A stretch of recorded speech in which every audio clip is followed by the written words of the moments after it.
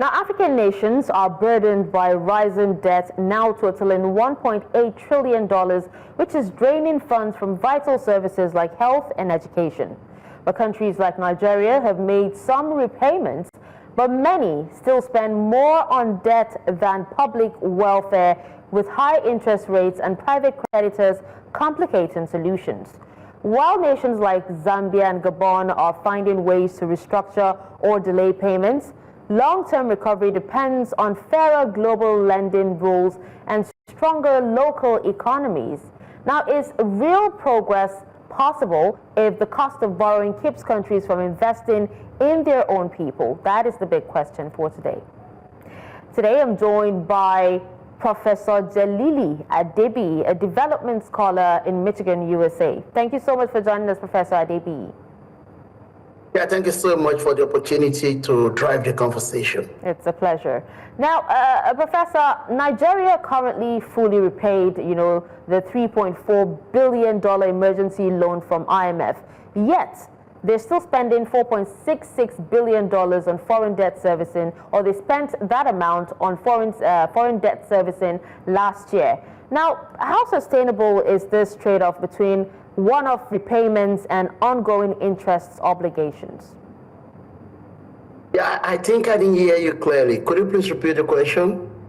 I was saying that, we're talking about debts and African nations, owing, IMF and the likes. Nigeria recently fully repaid the $3.4 billion emergency loan from the IMF. That was the big news that we actually heard from yesterday. Yet, it spent $4.66 billion on foreign debt servicing last year. Now, I'm asking, how sustainable is this trade-off, between one-off repayments and ongoing interest obligations? Thank you so much. That is one of the wicked questions that development scholars, especially those that are focusing on development financing, they've been trying to address. From all indicators, the answer to this question is not simplistic, because we need to look at a number of factors. There is a consensus in the development arena, of course with some exception, that debt is critical for development financing. What that means is that without debt, you might not be able to finance your development project. But that said, this needs to be put in context. For many countries, that the economy depends on the importations of goods and services, it may be a trap that may perpetually hinder their sustainable development. And that is the case we've been experiencing in many African countries. According to a recent study that was conducted, it was determined that 20 low-income African countries are at the risk of debt distress. That means 57% of the countries are set based on their debt profile and repayment status. Another interesting part of this particular study is that as of 2023, African countries owe about $685.6 billion, if I'm not mistaken, dollars to external, creditors, and that's a substantive amount of money. And they were expected to pay about $88.8 or $7 billion to service their external debt in 2025. So what that means is that whatever money we are making in Africa as revenue, whatever money we are making, we are actually using the money to pay back, our debt. And what we're doing with the debt is that we are not even getting to the capital in most cases. We are dealing with interest accrued on this debt. And that is why it comes with a trade-off. The money you use to pay your debt is also the money that you can use to finance other development activities.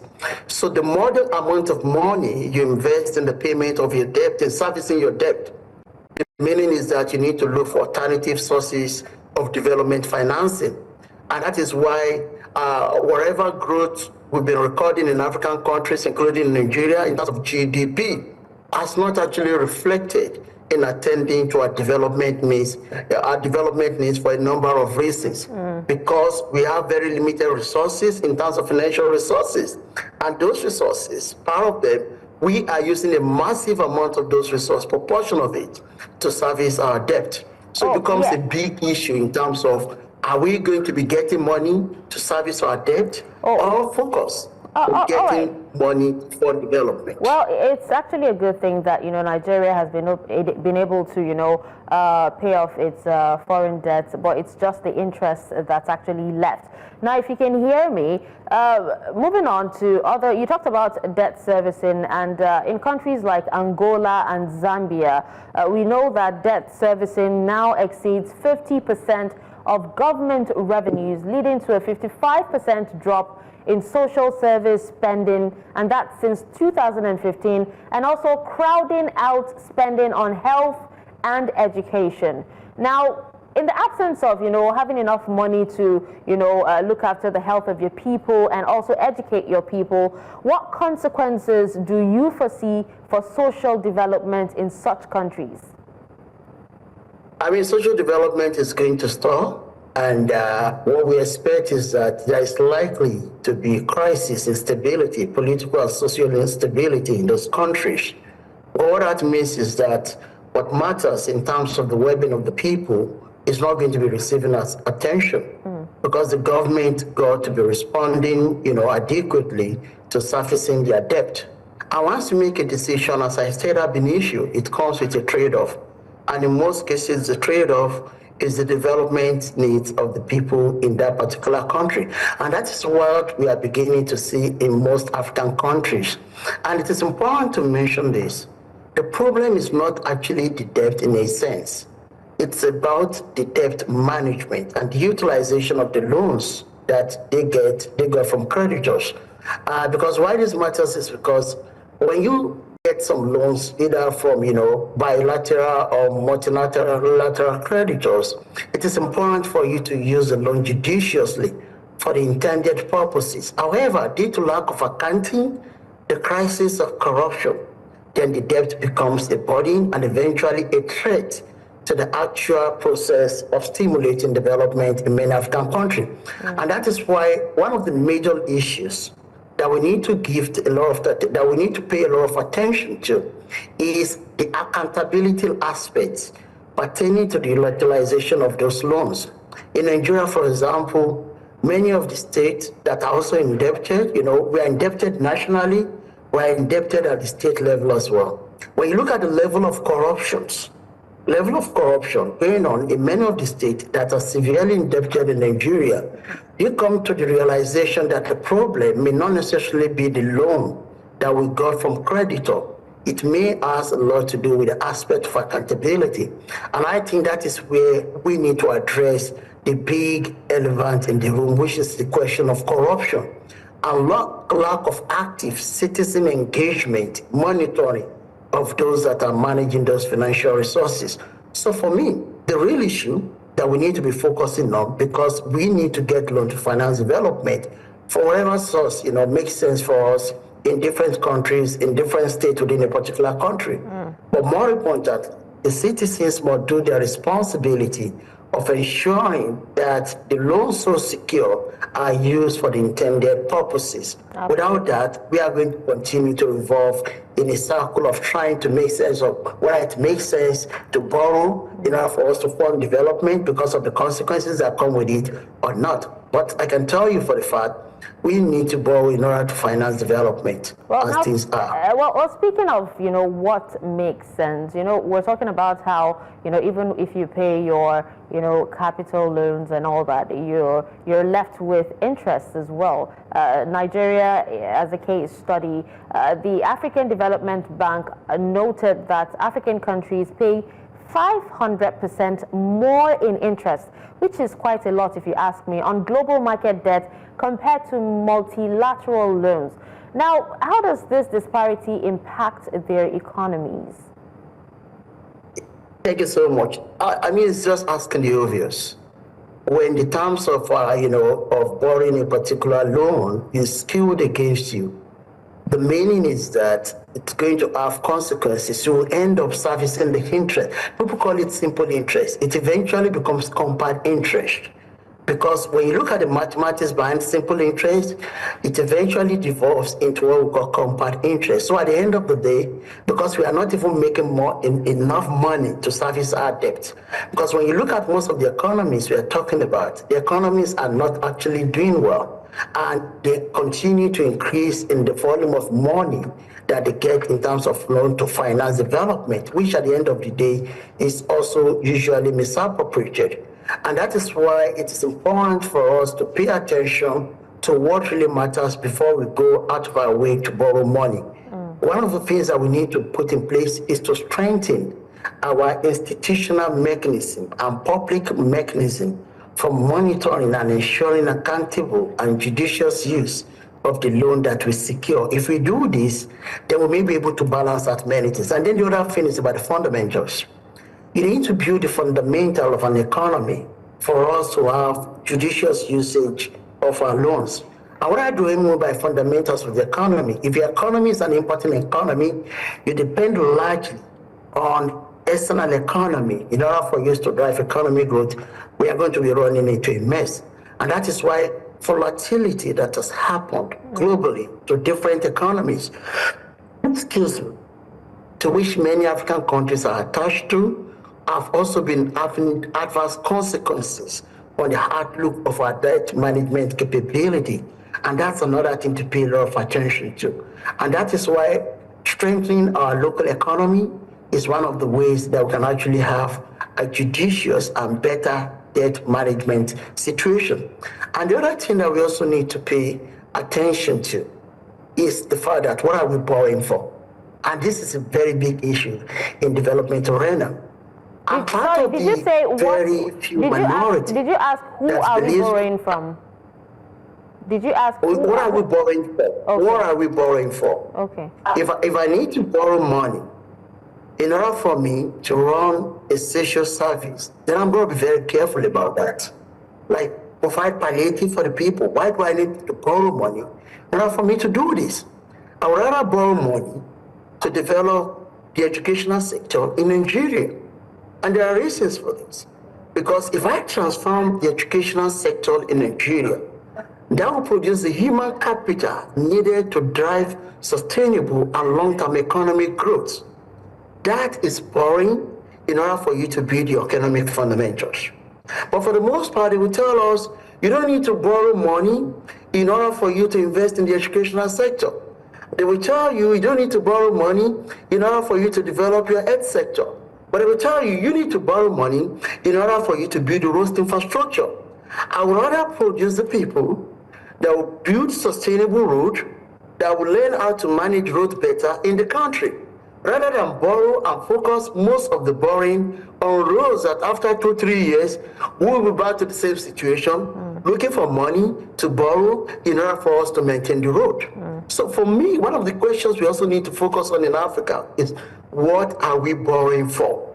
Can we borrow to fund education and other things that will assist us in the medium and long term in order to build our economic fundamentals? And another question I think should be asked is, who are those doing the borrowing? Because, you know, nearly half of Africa's external public debt is held by private creditors, you know, which often demands higher rates. So how, in this case, can governments realistically negotiate more favorable terms without jeopardizing their credit ratings? Where the assumption that they can negotiate more, the borrowing terms is quite simplistic. It disregards the reality. You know, when you go to borrow money, if African countries approach China to borrow money, they do not have that bargaining power, the leverage that they can use to secure better deals for themselves. And one of the reasons why we do not have the leverage in Africa is the image crisis. Think about the image of African countries, African leadership when it comes to financial management issues. Institutions fighting corruption, leadership that are responsible to the needs of the people. Your guess is as good as mine. The image that is projected of Africa locally and internationally is negative. This comes with adverse consequences for the terms of loans that we are able to negotiate, including from private creditors. That's something to pay a lot of attention to. We have the image crisis. And when you think about other countries that are doing well, it's not that they are not experiencing the issue of corruption. It's just the extent of that corruption that differs. Because corruption is a problem, it's much of a problem in the United States, in Europe, as it is a problem in Africa. But the difference is the issue of the magnitude and the management of the image that comes with our corruption credibility question. So it's a big part of it. And the other part of it is this, is the level of our current economies in Africa. The current level of economics in Africa also do not give us the opportunity to negotiate better deal. Because if they know that the economy is doing well, it's attracting a lot of interest internationally. It makes sense for them, we have this bargaining power. That's the leverage that we can use to negotiate better deals. But if the fundamentals of the economy are in the negative direction, that will affect our capability to negotiate, better deals. It's just like somebody who's indebted as an individual versus a Dangote, who is regarded as the most wealthy black man currently assisting on the surface of the earth, approaching a bank to negotiate a loan. Dangote is going to get a better deal. One, it comes with a better image. They know that he has that economic capability. He's doing well with his businesses, all less equal. And they believe that he has the credibility and the image working for him. Versus somebody who's indebted, who's declared bankruptcy, who's having a lot of image crisis. And that is why there are other issues we need to address. And part of that is the projection of negative image. That is also affecting our ability to negotiate better deals when it comes to negotiating with multilateral creditors, bilateral creditors, and private creditors. And these are issues that we cannot address in the short term. They are issues that we need to have strategic plans that we can use to address them in the medium term and in the long term. We are going to be having many stakeholders playing a lot of roles in this area. We need our folks in the diaspora to say positive things about the country. That does not mean that we are not going to be critical. Criticality is part of what we need in order for us to advance development. But while we are critical, it's also important that we highlight the positive about our country, because all of those we combine in various ways to determine which is valued and given attention by the international community. Is it the negative thing that reinforces, that overwhelms the positive? And that is why there is a need for us to do some kind of balancing act when we are critical about the country. Because if we are overcritical about the country, by focusing exclusively on the negative, that may come back to affect our ability to negotiate better deals. All right, now, Professor Adebiyi, now, we also know that you talked about, we need to come together and find solutions. And we know that Gabon recently avoided default by swapping regional bonds and treasury bills. In that case, they reduced near-term repayment obligations. So do you think that this is a sustainable strategy for other nations facing similar challenges? Well, the thing about sustainable strategy, let me explain this aspect of sustainability. And because when we talk about sustainable strategy, what we're trying to do with the qualifier sustainable attached to the word strategy is that, we are reading sustainability as a context-dependent factor. Because when we say sustainable, sustainable does not mean that we're sustainable for me as an individual, as a country, is going to be sustainable for B as an individual or as a country. And that is why what is sustainable for Gabon, in that sense, quote and unquote, may not be a sustainable and a viable strategy for other countries in Africa. What we need to do is that we need to study our situation critically. Each countries in Africa would have to study their situation critically and work out what is going to be sustainable. And when you talk about sustainable, that needs to be clearly defined. Sustainable in terms of what?